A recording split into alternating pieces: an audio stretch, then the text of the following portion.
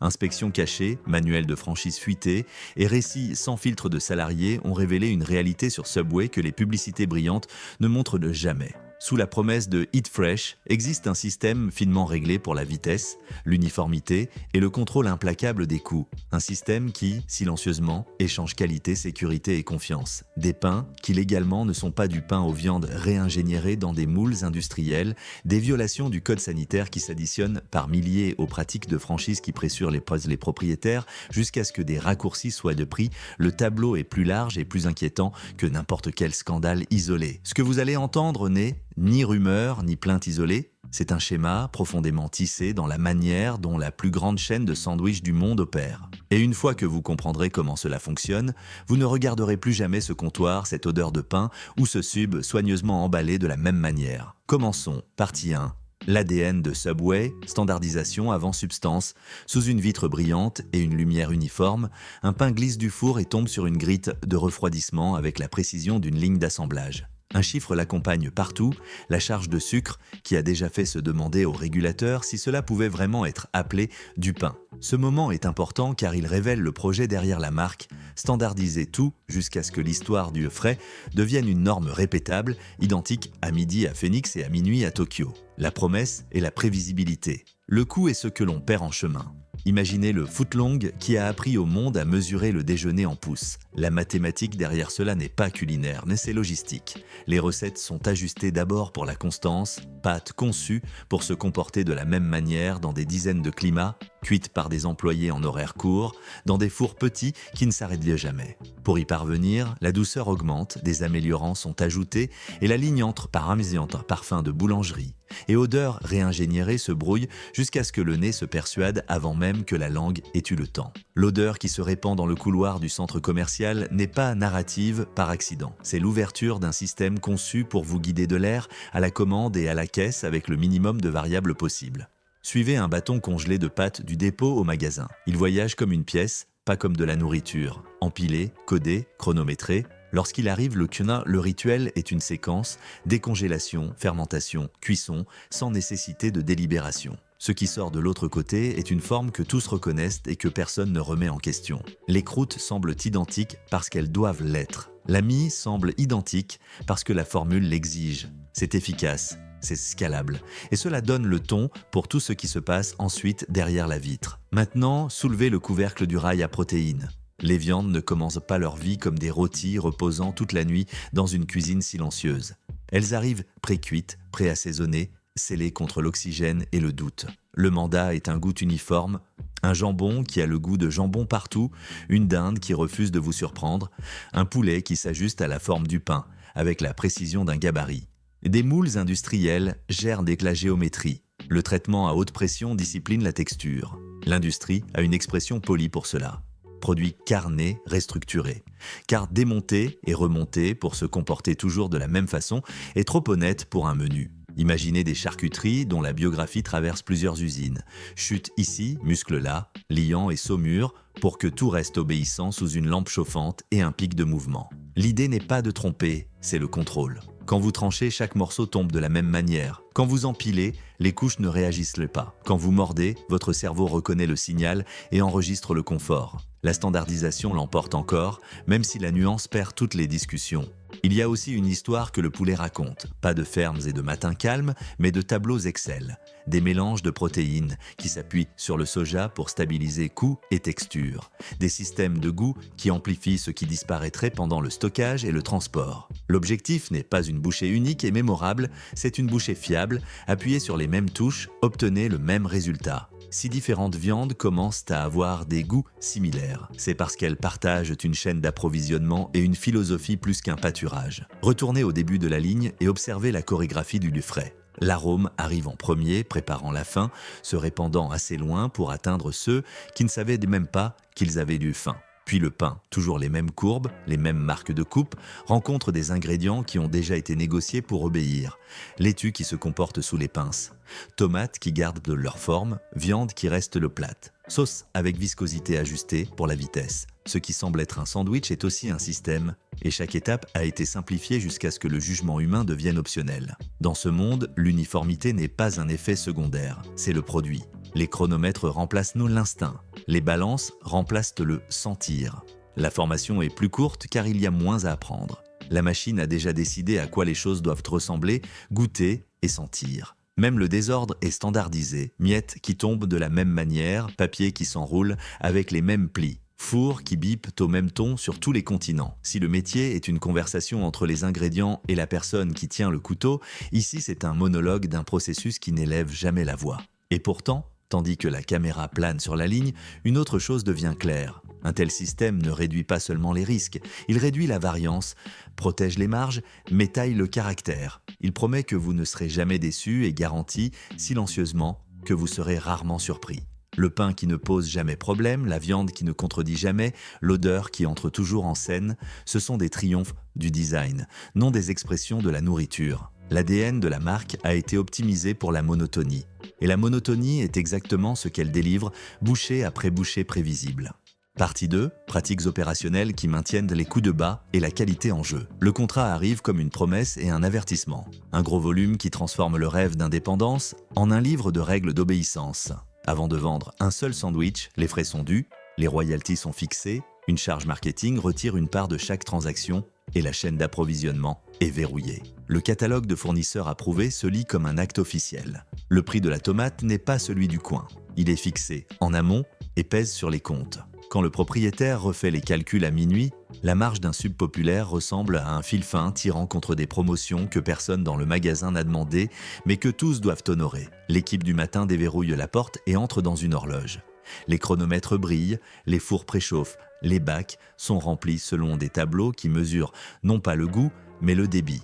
La formation est rapide parce que le système a été conçu pour rendre le jugement inutile. Une vidéo explique la chorégraphie et ensuite la ligne prend le relais. Le nouvel employé apprend à compter les tranches plutôt qu'à juger l'épaisseur de la coupe, à suivre les mesures à la cuillère plutôt qu'à écouter la faim, à aligner les sauces selon la norme pour que le sandwich ait l'air correct même s'il semble léger. La précision est obligatoire, la discrétion est optionnelle. À midi, le magasin se résume à un seul problème, gérer la file avec des mains insuffisantes. Une caisse devient auxiliaire de préparation, qui devient nettoyeur, qui devient livreur. Les postes d'une seule personne sont des économies sur le papier et de la tension dans la réalité. Quand la vague du déjeuner arrive, l'arbre de décision se rétrécit. Les gants prennent de l'argent, puis atteignent la laitue parce que la file est de 4 personnes et que l'alarme compte. Un thermomètre existe, mais le chiffre qui compte le plus est la taille de la file. Le bac qui devrait être changé est manipulé à la place, et une étiquette de date devient gomme plutôt qu'enregistrement.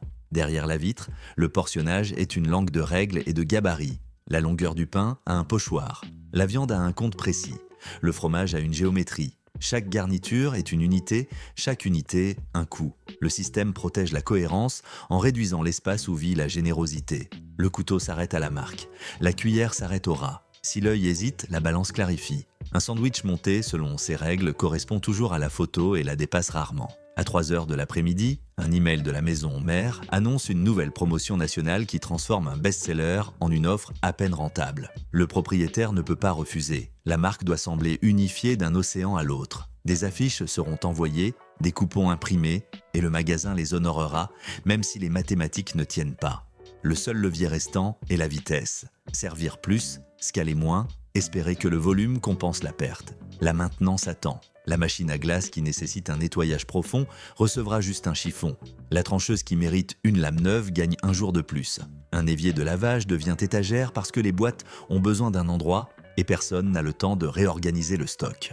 Même le nettoyage s'adapte à la pression de l'horloge. La bonne méthode prend plus de temps. La méthode rapide devient une habitude. Un bac de mayonnaise qui devrait être jeté était réétiqueté parce que demain sera plus pressé. Une plaque de tomates devrait être jetée.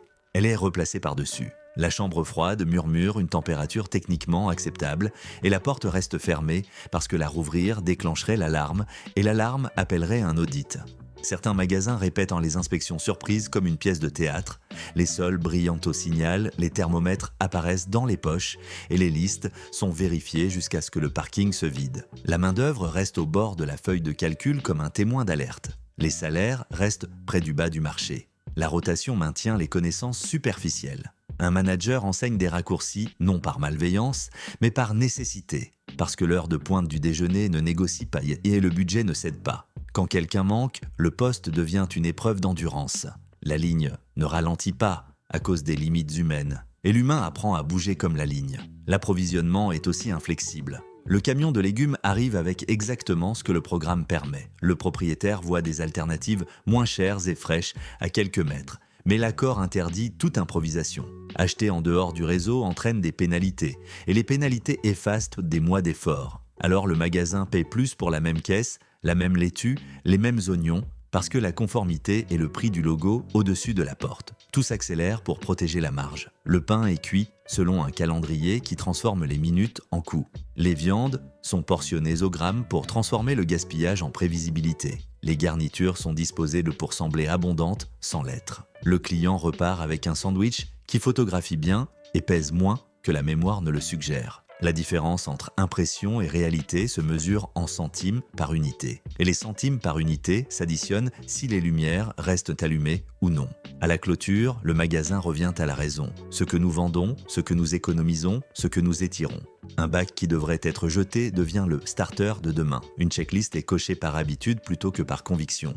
La porte arrière s'ouvre sur la nuit et un manager colle un mémo sur un brand refresh qui exigera une nouvelle signalétique, de nouveaux uniformes, une rénovation. Le coût est pour le franchisé, le bénéfice est pour la marque. Dans un coin de la ligne fine, un délai qui ne se soucie pas de la perte du mois précédent. C'est ainsi qu'une opération transforme l'efficacité en credo. La complexité est poncée jusqu'à ce que n'importe qui puisse accomplir n'importe quelle fonction après quelques heures, ce qui signifie que les fonctions doivent être simples et les résultats fixes. La nourriture devient des unités, les unités deviennent des coûts, et les coûts deviennent la mesure par laquelle toute décision est jugée. Ce qui est sacrifié n'est pas seulement l'ornement ou la touche, c'est l'espace où la qualité respire et où la sécurité insiste. Les raccourcis n'arrivent pas sous forme de scandale, ils arrivent comme des habitudes, une minute coupée à la fois, une règle tordue dans la précipitation, une étiquette modifiée pour survivre à une semaine de plus. Quand la porte se verrouille, le magasin a atteint ses indicateurs clés et perdu quelque chose de plus ancien que les métriques. La recherche de vitesse a laissé des traces dans le goût. La recherche de contrôle a laissé des ombres dans le soin. La recherche d'économie a laissé l'équipe fatiguée et le produit plus maigre. Ce qui commence comme stratégie opérationnelle devient expérience client. Efficace, ordonnée et étrangement vide. Et à mesure que ces habitudes s'enracinent, leurs conséquences s'accumulent dans des endroits que le public peut compter et que les inspecteurs peuvent mesurer, préparant le terrain pour ce que la prochaine partie révélera. Partie 3. Santé, sécurité et usure de l'intégrité de la marque. Ouvrez la porte arrière d'un magasin à l'heure de pointe et entrez dans le bourdonnement des compresseurs et des chronomètres. L'air est frais jusqu'à ce que vous souleviez un couvercle qui devrait être plus froid. Un bac en métal murmure un chiffre que personne ne veut lire. 72 degrés là où il devrait y avoir 40. Le ton, qui était sûr le matin, frôle maintenant une ligne que le corps reconnaît de la pire manière. C'est ainsi que les violations commencent. Non pas comme des gros titres, mais comme des températures qui dérivent et des pratiques qui se solidifient en habitude. Un inspecteur arrive sans bruit, tablette à la main et patience tranquille à l'autre. Il se déplace comme l'expérience le guide, directement vers les endroits où les systèmes révèlent leurs failles. Un gant qui a touché de l'argent 10 minutes auparavant atteint la laitue. La même planche qui a reçu de la protéine crue accueille maintenant une rangée de tomates brillantes sous la lumière fluorescente. Un évier destiné à l'hygiène des mains est bloqué par des cartons, faute d'autres emplacements. Les distributeurs de savon projettent de l'eau qui tentait de remplacer le temps. Rien de catastrophique, chacun de ces détails est une petite concession, mais ensemble, ils tracent une carte de la manière dont la pression réécrit les règles. La visite continue vers la machine à glace où le froid devrait signifier propreté. Un léger passage de tampon révèle une histoire que personne ne veut raconter aux clients. La moisissure ne se signale pas. Elle se loge dans les coins, croît derrière les panneaux, attend dans les joints en caoutchouc. Sur un mur derrière le comptoir, une tache sombre a été frottée en cercle tant de fois que la peinture s'est usée. Dans la chambre froide, les légumes semblent fatigués avant même d'être vieux. La laitue avec de la terre, qui aurait dû être lavée la veille, est posée à côté de contenants dont les couvercles rappellent un passé où des produits chimiques étaient stockés. La liste au mur dit que tout va bien. Les preuves disent que la liste est devenue décoration. À la fin de la journée, les chiffres totalisent de quelque chose de plus grand qu'un seul magasin. Les violations critiques se dressent comme de la vapeur sur la carte, comptée par milliers en une seule année. Le contrôle de la température devient un refrain. La contamination croisée prend le rythme. Le contrôle des nuisibles rejoint le cœur, non pas parce que les magasins sont négligents, mais parce que la file est longue, l'équipe réduite et les marges punissent tout ce qui ralentit la chorégraphie. Une trancheuse attend un nettoyage qui semble toujours prévu pour demain. Un thermomètre affiche ce que les gens s'attendent à voir. Quand la porte s'ouvre sur une foule, l'espoir arrive plus vite que le protocole. Ce ne sont pas des faux pas isolés, ce sont les conséquences naturelles d'un modèle opérationnel ajusté pour la vitesse et la répétition. Quand l'écart se resserre et que la formation est affinée, la chaîne de sécurité devient fragile. Quand la conformité devient performance, les standards brillent lors de l'inspection et s'éteignent dès que le véhicule quitte le parking. La promesse de fiabilité de la marque est réelle, mais son ombre aussi. Une culture où l'adhésion aux procédures est mesurée contre la montre, et la montre gagne plus qu'elle ne devrait. Maintenant, observez comment un autre chiffre remodelait le paysage, le nombre de magasins. Pendant des années, l'expansion a été l'histoire la plus simple à raconter aux investisseurs et la plus difficile à laquelle les franchisés devaient survivre. Les emplacements se sont multipliés jusqu'à ce que les enseignes se confrontent dans les parkings, jusqu'à ce qu'une seule ville puisse commander le même sandwich depuis 6 portes identiques. Les protections de territoire étaient minces, les nouvelles ouvertures n'augmentaient pas le gâteau. Elles le découpaient plus finement. Les ventes migraient de quelques rues à la fois, transformant les voisins en concurrents sous la même bannière. L'effet apparaît dans les chiffres de fermeture quotidienne. Ce qui rapportait en moyenne presque un demi-million de dollars par an glisse vers un niveau plus bas à mesure que le flux de clients se fragmente. Les promotions arrivent de d'en haut pour stimuler la demande, mais elles vident la caisse. Une franchise qui a coûté cher à ouvrir ne se vend plus à un prix qui respecte le risque-prix ou le travail investi. Les propriétaires qui veulent mal partir découvrent que les contrats peuvent être des cages lorsque les acheteurs ont besoin d'autorisation et cette autorisation favorise un plan corporatif qui ne tient pas compte de la fatigue d'une famille en particulier. Dans les magasins, cette érosion devient tangible. Les équipes diminuent parce que le chiffre d'affaires diminue. La maintenance s'étire parce que la caisse est serrée. Les mandats de rénovation arrivent avec le poids d'un logo et la légèreté de l'empathie. Nouvelle signalétique, nouveaux uniformes, intérieurs rénovés, des coûts justifiés comme investissement de marque, atteignent des opérateurs qui comptent déjà chaque centime sur les produits des frais. Le visage de la marque brille, tandis que les mains qui la font fonctionner se fatiguent. Le client voit un menu brillant et ressent une file plus rapide. Le propriétaire voit une autre facture. L'intégrité de la marque ne s'effondre pas en un jour, elle se déchire. D'abord dans la bouchée qui semble plus légère que la mémoire, puis dans le sandwich qui paraît correct, mais dont la mâche est faible. Puis dans la visite qui semble transactionnelle plutôt qu'attentionnée. Les histoires commencent à circuler, non pas sur un scandale unique, mais sur une chute constante. Un client fidèle remarque que la joie a fui l'expérience, remplacée par une efficacité compétente qui n'invite pas à l'affection. La plus grande force de la chaîne, sa prévisibilité, devient la lentille à travers laquelle la répétition se lit comme de l'indifférence. Pendant ce temps, les rapports d'inspection maintiennent le score d'une manière que les clients voient rarement. Violation corrigée, oui. Violation répétée, oui. Chaque correction documentée, chaque correction fragile. Le standard peut être restauré avec de l'attention, mais l'attention coûte du temps. Et le temps est la marchandise que le modèle a été conçu pour presser. Quand un directeur de district visite, le magasin se souvient de ce qu'est la conformité parfaite. Quand il part, les pressions se réaffirment. Pas parce que les gens s'en moquent, mais parce que le système se soucie plus des minutes que des marges de sécurité. Tout cela converge vers le seul endroit qui importe vraiment, le comportement. Moins de magasins signifie moins de chances qu'un choix standard l'emporte par proximité. Les promotions qui effacent la marge transforment les propriétaires en tacticiens de survie plutôt qu'en hôtes d'un repas. Les rénovations polissent le masque tandis que le visage derrière semble fatigué. Les promesses qui bloquent apprennent aux clients à remettre en question les engagements. Les violations du travail enseignent aux employés à regarder la porte à la recherche de meilleures opportunités. Le marketing qui embellit l'image apprend au public à regarder 2 fois.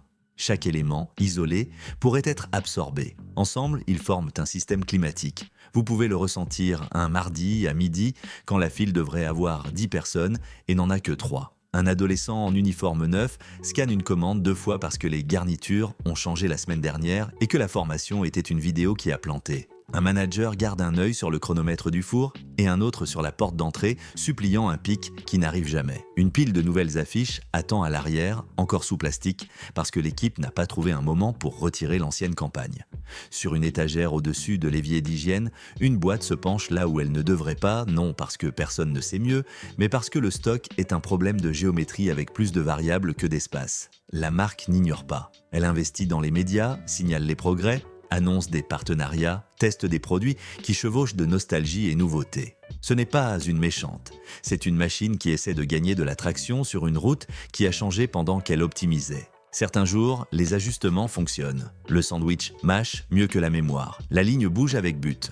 Un client sort satisfait. D'autres jours, la machine revient à la moyenne et la moyenne n'inspire pas. C'est ainsi que le présent apparaît lorsqu'il est vu sans le flou de l'habitude. Un système conçu pour la répétition lutte dans une ère qui valorise le caractère. Un réseau conçu pour l'ubiquité voit l'ubiquité se réduire. La promesse de fraîcheur commence à sonner comme un terme marketing plutôt qu'une expérience. La question n'est plus de savoir si le modèle a fonctionné. Il a fonctionné brillamment pendant des années. La question est de savoir s'il peut s'adapter sans écraser les qualités que l'adaptation exige. Flexibilité, jugement local, générosité, soin. Si la réponse est oui, elle apparaîtra d'abord là où il n'y a pas de gros titres. Une chambre froide qui affiche le bon chiffre au milieu du pic. Un évier d'hygiène dégagé parce qu'il y a enfin de l'espace pour faire les choses correctement. Une promotion pensée pour l'économie du franchisé et la vision de la marque. Une promesse tenue à temps et expliquée clairement. Une photo qui ressemble au sandwich que vous déballez. Un menu conçu pour l'appétit humain plutôt que pour le calendrier marketing. Rien de tout cela n'est impossible. Partie 4. Questions récentes et émergentes, 2024 à 2025. La carte raconte l'histoire avant le communiqué de presse. Les épingles qui regroupaient autrefois l'écran se font rares, puis s'affinent en vide que l'on peut tracer du doigt à travers les comtés et les routes. En 2024, des portes ferment par bloc et le nombre tombe en dessous d'une limite que la marque n'avait pas franchie depuis des décennies. Plus de 600 magasins aux États-Unis éteignent leurs fours pour la dernière fois, chacun constituant un bilan silencieux de loyer, de paie et d'une file d'attente qui ne justifie plus les lumières. Pour les clients, c'est une liste plus courte d'options. Pour les exploitants, c'est la preuve que le modèle qui a autrefois semblé miraculeux se retire maintenant comme la marée. Dans les magasins restants, une pression différente se fait sentir. Une promotion arrive de la maison mère avec un visuel brillant et une promesse enthousiaste. Le prix est suffisamment attractif pour générer du trafic, mais les calculs à la caisse vont dans le sens contraire. Les franchisés ne peuvent pas choisir d'y participer. La marque doit paraître unifiée d'un océan à l'autre. La remise tombe comme une pierre dans une marge peu profonde, et le seul levier restant est le volume. Vendre plus, gagner moins, en espérant que la semaine se termine à l'équilibre. Quand ce n'est pas le cas, les pertes délais sont absorbées dans des endroits invisibles aux clients.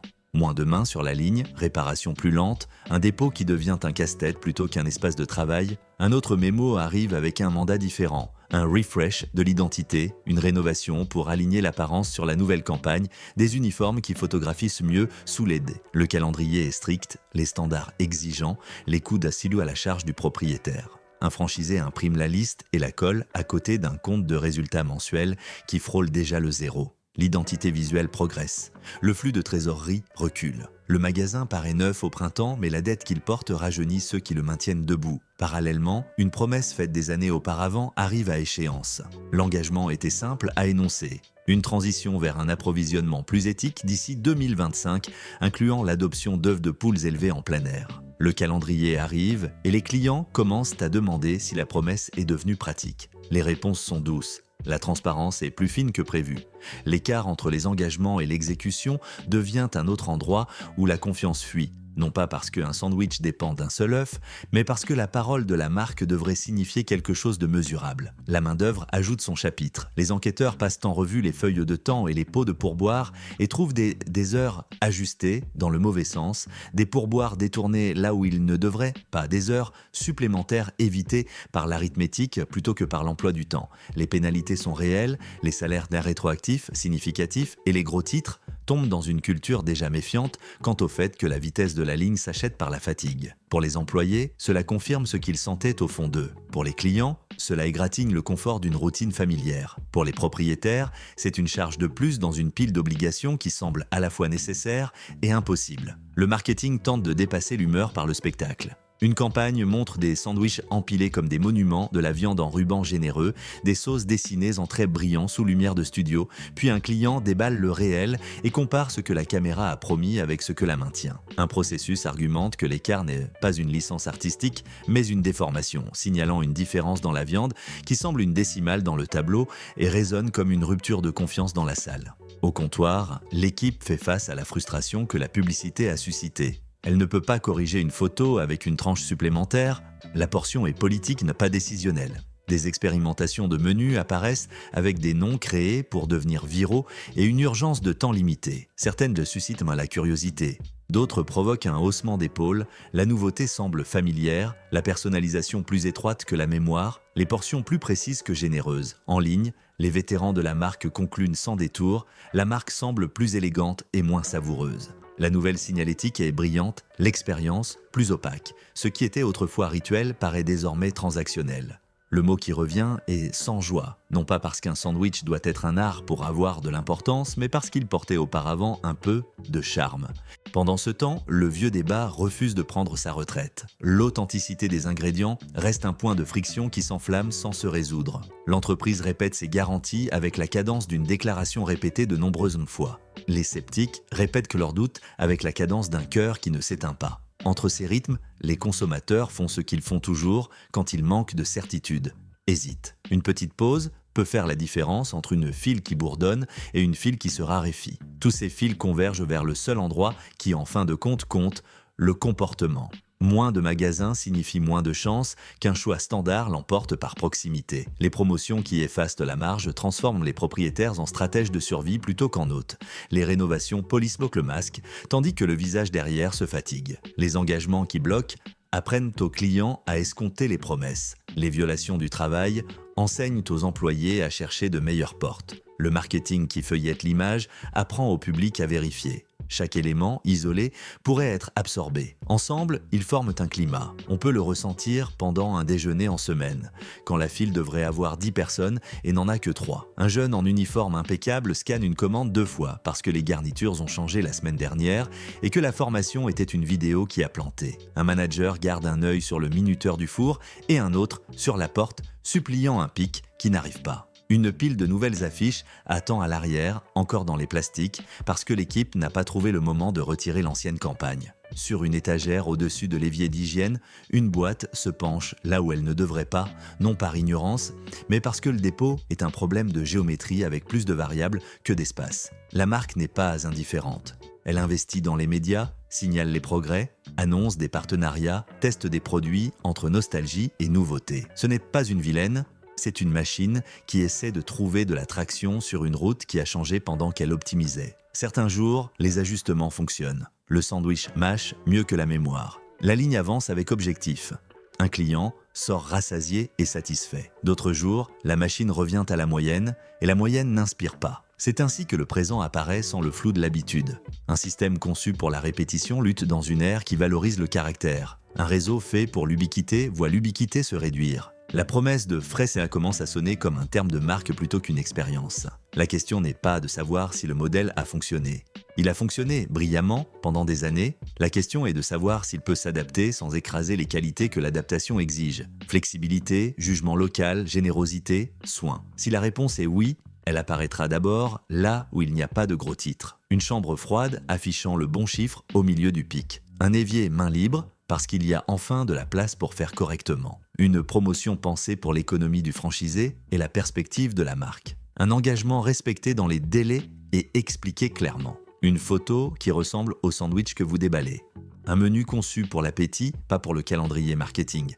Rien de tout cela n'est impossible. Tout est travail. Si la réponse est non, la carte continuera de parler. Une autre épingle disparaîtra. Un autre propriétaire partira. Un autre client choisira autre chose sans importance. Une marque ne s'effondre pas en une seule scène. Elle s'abaisse là où elle était autrefois un symbole. Le monde continue et la machine qui dictait autrefois le rythme commence à trébucher derrière. Vous n'avez pas besoin de gros titres pour voir la direction du vent. Il suffit de rester 1 heure à côté de la ligne, d'écouter le rythme d'un magasin entraîné comme un métronome et de se demander si le tempo correspond toujours à ce que les gens veulent manger.